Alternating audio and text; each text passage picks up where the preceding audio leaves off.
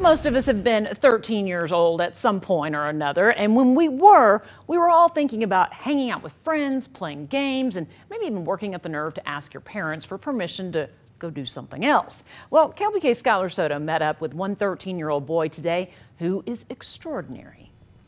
Well, Terry, Joseph loves everything about the outdoors, and his poison is foraging. And he tells me that the hardest part of it all is actually trying to get your hands on the tools. It's just something that I really love.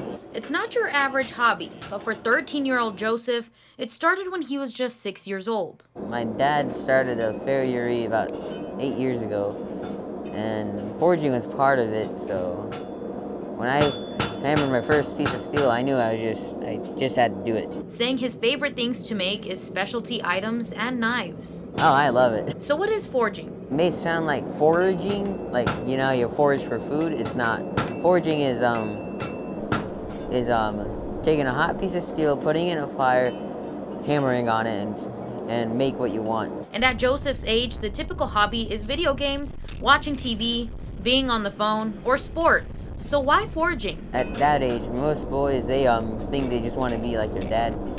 So I just did it because my dad was doing it. And he doesn't plan to stop. Because it's not just a hobby now. And hopefully I can bring it to like an international scale, yeah.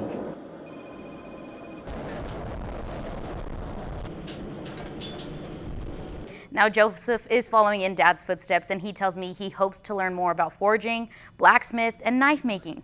And a tip I learned from Joseph is if you want to forage, it's good to get a pair of safety glasses. Matt and Terry.